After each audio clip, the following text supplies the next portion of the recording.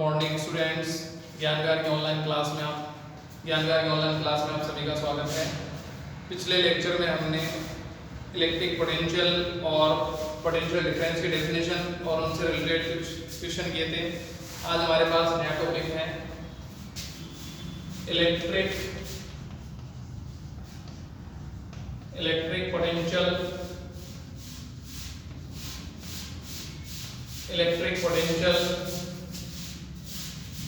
Due to a point charge.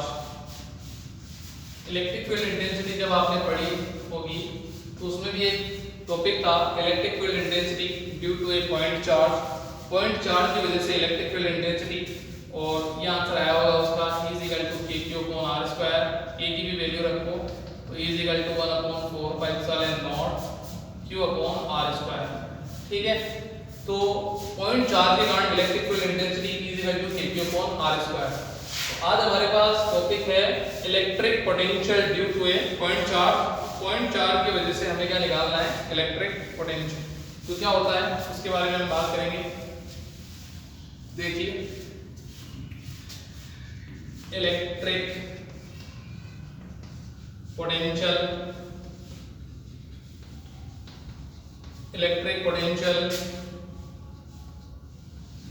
Due to a point charge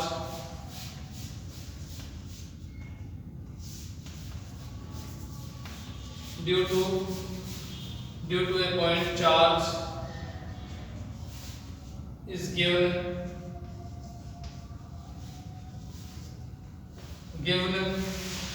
V = kq/r²। Point charge की वजह से electric potential जो होगा वो होगा V = kq/r²। we need to prove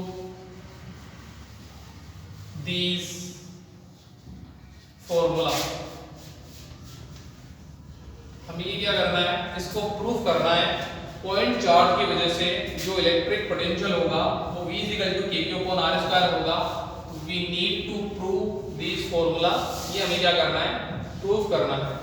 ठीक है, तो सबसे पहले स्टार्ट करते हैं हम यहां से प्रूफ। तो स्टार्ट करते हैं प्रूफ। तो सबसे पहले हम डायग्राम बनाते हैं।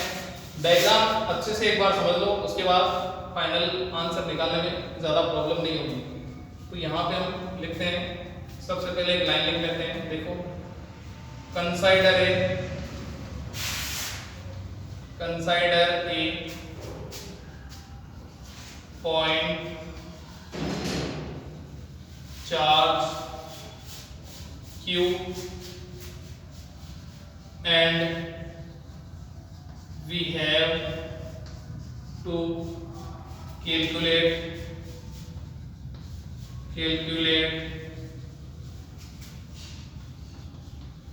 Electric potential.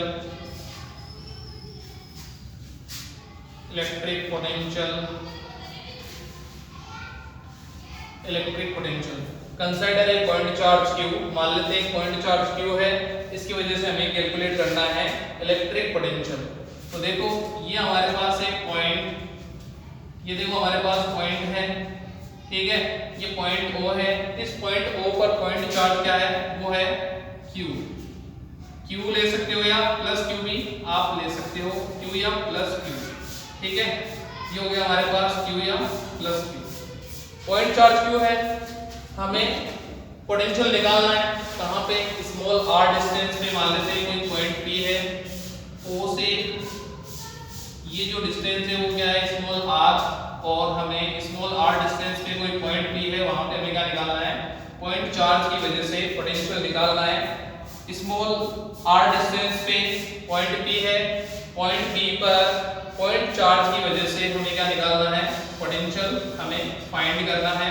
तो पोटेंशियल हमें क्या करना है, फाइंड करना है। ठीक है, इसके बाद हम बात करते हैं पोटेंशियल। हम जानते हैं पोटेंशियल हमारे पास क्या होता है, पोटेंशियल होता है इन्फिनिटी से किसी यूनिट चार्ज को इलेक्ट्रिक फील्ड में हम लेके आते हैं तो उसमें जो वर्क किया जाता है उसको हम क्या बोलते हैं, इलेक्ट्रिक पोटेंशियल। तो यहाँ पे इंफिनिटी पर मान लेते हैं, इंफिनिटी पे कोई पॉइंट ए है और पॉइंट ए पर एक test charge plus Q naught रखा हुआ है, ठीक है। अब हमें क्या करना है, पॉइंट ओ और पॉइंट ए के बीच में डिस्टेंस क्या है वो मान लेते हैं हम, कितनी है, वो है x, डिस्टेंस कितनी है, x, ठीक है। तो इलेक्ट्रिक पोटेंशियल क्या होता है, इंफिनिटी से यूनिट चार्ज को या क्यू नॉट चार्ज को या टेस्ट चार्ज को हम क्या करते हैं, किसी पॉइंट तक इलेक्ट्रिक फील्ड इंटेंसिटी के अगेंस्ट इलेक्ट्रिक फील्ड में लेके आएंगे, उसमें जो वर्क किया जाएगा वो होगा इलेक्ट्रिक पोटेंशियल। तो हम क्या करेंगे, इसको हम टेस्ट चार्ज को जो है इलेक्ट्रिक फील्ड इंटेंसिटी के अगेंस्ट इसको लेके आएंगे, तो उसमें जो वर्क होगा वो क्या होगा, इलेक्ट्रिक पोटेंशियल। तो पहले हम जो है इसको डिस्प्लेसमेंट देंगे, वो स्मॉल डिस्प्लेसमेंट देंगे। मान लो ए से हमने इसको डिस्प्लेसमेंट दे दिया, कितना डिस्प्लेसमेंट दे दिया b, ठीक है। मतलब a से इसको b तक लेके आते हैं तो जो डिस्प्लेसमेंट होगा वो हम मान लेते हैं कितना होगा, dx, ठीक है। वो क्या होगा, वो होगा हमारे पास dx, ठीक है। तो सबसे पहले ये डायग्राम समझ में आना चाहिए अच्छी तरह से। पॉइंट चार्ज है हमारे पास प्लस q, इस पॉइंट O से स्मॉल r डिस्टेंस पे कोई पॉइंट P है, वहां पे हमें इलेक्ट्रिक पोटेंशियल हमें क्या करना है, फाइंड करना है। तो इलेक्ट्रिक पोटेंशियल होता है यूनिट चार्ज को या टेस्ट चार्ज को इन्फिनिटी से किसी पॉइंट P तक इलेक्ट्रिक फील्ड इंटेंसिटी के अगेंस्ट लाने में जो वर्क किया जाता है वो क्या होता है, वो होता है इलेक्ट्रिक पोटेंशियल के इक्वल। तो हमने इन्फिनिटी पे कोई पॉइंट मान लिया A, वहां पे क्या रखा हुआ है, टेस्ट चार्ज रखा हुआ है प्लस माइनस क्यू नॉट। यहां तक आपको क्लियर हो गया होगा। अब पॉइंट O और पॉइंट A की अगर हम बात करें तो यहां पर हम कूलम्ब्स लॉ यूज कर सकते हैं। According to Coulomb's law, according to Coulomb's law, according to Coulomb law, यहां देखो थोड़ा सा मैं हिंट दे रहा हूं, ये देखो पॉइंट O पे क्या है, प्लस Q, और ये हमारे पास पॉइंट A पे क्या है, प्लस Q नॉट। तो यहाँ पे कूलम्ब लॉ लागू हो सकता है, और यहाँ जो इनके बीच की जो डिस्टेंस है वो कितनी है, x। तो कूलम्ब लॉ हम जानते हैं क्या होता है, F equal to k q1 q2 upon x square. Charge के बीच में जो डिस्टेंस होगी वो हमें फाइंड करनी है, जरूरी नहीं हमें r ही लेना है, x हो तो x, y हो तो y, z हो तो z, r हो तो r। तो दो चार्ज के बीच में जो डिस्टेंस है वो क्या है, x। तो यहाँ पे q1 की वैल्यू क्या है, q, q1 की वैल्यू q, q2 की वैल्यू क्या है, q नॉट। तो F इक्वल टू आएगा हमारे पास k q naught upon x square, equation number 1। यहां तक आपको क्लियर हो जाना चाहिए। अकॉर्डिंग टू कूलम्ब्स लॉ, सबसे पहले डायग्राम एक बार वापस बता रहा हूं, ध्यान से देखो। Point charge O, point charge है q, और जो है पॉइंट A पे सिचुएटेड है, पॉइंट O पे सिचुएटेड है, पॉइंट O से स्मॉल r डिस्टेंस पे कोई पॉइंट P है, वहां पे हमें इलेक्ट्रिक पोटेंशियल फाइंड करना है। इलेक्ट्रिक पोटेंशियल होता है इन्फिनिटी से कोई यूनिट चार्ज को किसी पॉइंट P तक लेके आएंगे तो उसमें जो वर्क होगा वो हमारे पास इलेक्ट्रिक पोटेंशियल के इक्वल होगा। तो इन्फिनिटी पे कोई पॉइंट A है, वहां पे प्लस q नॉट चार्ज या टेस्ट चार्ज रखा हुआ है, तो पॉइंट O पे plus q charge, point A पे प्लस q नॉट चार्ज, दोनों के बीच में जो डिस्टेंस है वो x। तो according to Coulomb's law, Coulomb's law के अकॉर्डिंग आ गया F equal to k q naught upon x square, equation number 1। यहां तक आपको क्लियर हो जाना चाहिए। अब हमें वर्क निकालना है, पॉइंट A से टेस्ट चार्ज को पॉइंट B तक लाने में हमें जो हम क्या करेंगे, हमें जो वर्क होगा, हमें जो वर्क फाइंड करना है वो किसके इक्वल होगा, इलेक्ट्रिक पोटेंशियल के इक्वल होगा। तो यहाँ पे आप देखो, सबसे पहले हम इसको डिस्प्लेसमेंट देंगे, तो सबसे पहले स्मॉल डिस्प्लेसमेंट देंगे और फिर स्मॉल डिस्प्लेसमेंट का हम क्या कर देंगे, इंटीग्रेशन कर देंगे। स्मॉल डिस्प्लेसमेंट देंगे तो वर्क आएगा स्मॉल, थोड़ा सा वर्क, ठीक है। और फिर हम क्या कर देंगे इंटीग्रेशन, तो हमारे पास आ जाएगा टोटल वर्क, और वो टोटल वर्क किसके इक्वल होगा, वो होगा इलेक्ट्रिक पोटेंशियल के इक्वल। तो हम थोड़ा सा इसको डिस्प्लेसमेंट देते हैं, थोड़ा सा डिस्प्लेसमेंट का मतलब कहां देते हैं, पॉइंट A से पॉइंट B तक स्मॉल डिस्प्लेसमेंट देते हैं dx। तो जो हमारे पास वर्क होगा वो क्या आ जाएगा, वो आएगा हमारे पास dw equal to, displacement small है तो वर्क भी क्या होगा, स्मॉल होगा, dw equal to f dot dx, ठीक है। तो यहां पे हम देख सकते हैं work done bring a test work done bring it is charge, work done bring it is charged by small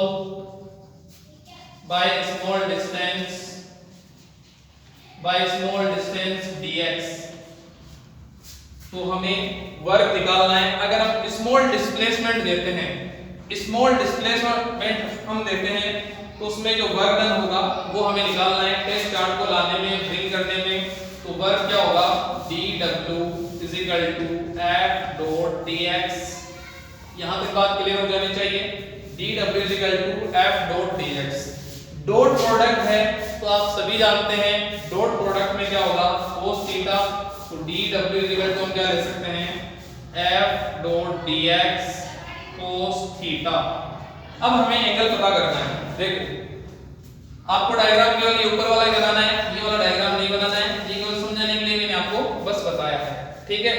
तो अब आपको देखो एंगल पता करना है, एंगल क्या होगा। ध्यान से देखो, यहां पर हमारे पास है प्लस q पॉइंट ओ पे, यहां पे पॉइंट ए पे हमारे पास है प्लस q नॉट।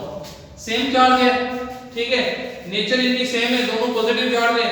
तो इनमें क्या होगा, इनमें होगा रिपल्सन, फोर्स लगेगा इस तरफ, ठीक है। F जो लगेगा, फोर्स जो लगेगा रिपल्सन फोर्स।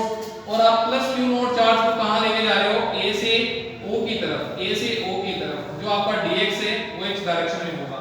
dx और f अपोजिट डायरेक्शन में, फोर्स और डिस्प्लेसमेंट अपोजिट डायरेक्शन में।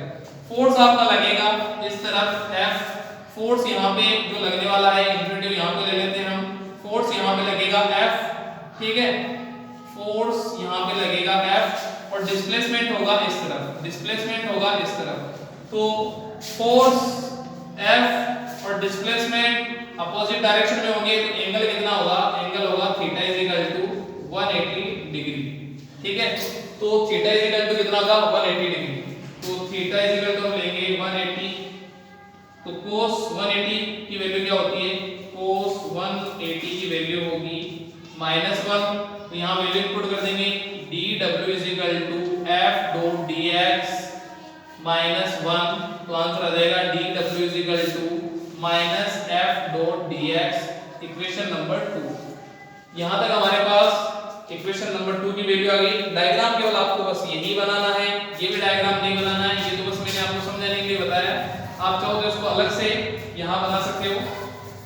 यहाँ जो हमने cos थीटा लिखा है यहाँ पे आप लिख सकते हो f लगेगा इस तरफ और जो dx लगेगा अपोजिट डायरेक्शन में, फोर्स के अपोजिट डायरेक्शन में, तो एंगल आ जाएगा theta is equal to 180 degree. बस यहाँ छोटा सा ही डायग्राम बनाना चाहो तो बना सकते हो, और अगर आपको समझ में आया हुआ है तो डायरेक्ट आप लिख सकते हो। नीचे वाला आपको डायग्राम नहीं बनाना है, बस ऊपर वाला ही डायग्राम बनाना है।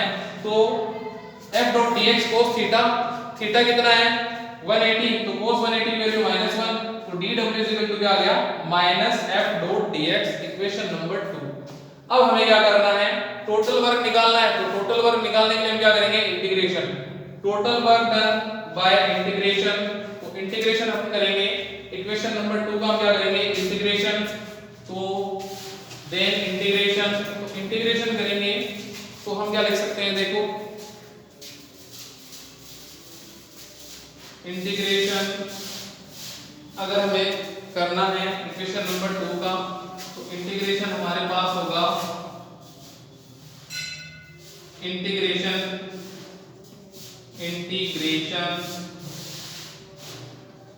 By equation number 2, equation number 2।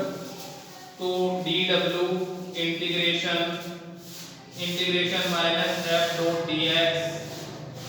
तो dx का इंटीग्रेशन आपको पता है क्या होता है, वो होता है x। तो dw का इंटीग्रेशन हो जाएगा w, और यहाँ पे वैल्यू आ जाएगी जो है minus integration f dot dx, ठीक है। अब हम क्या करेंगे, f की वैल्यू यहाँ फाइंड, f की वैल्यू यहाँ पे इनपुट करेंगे और इंटीग्रेशन कर लेंगे, तो हमारे पास फाइनल आंसर आ जाएगा, वर्क की वैल्यू आ जाएगी। और वर्क की वैल्यू आने के बाद हमें क्या करना है, v w/q। तो यहाँ पे w की वैल्यू जो आएगी वो यहाँ पे इनपुट करेंगे और फाइनल आंसर हमारे पास आ जाएगा, ठीक है। इसके बाद जो हमारे पास जो बचा हुआ इसका जो डेरिवेशन है वो हम नेक्स्ट वीडियो में पढ़ेंगे। Okay, thank you, bye.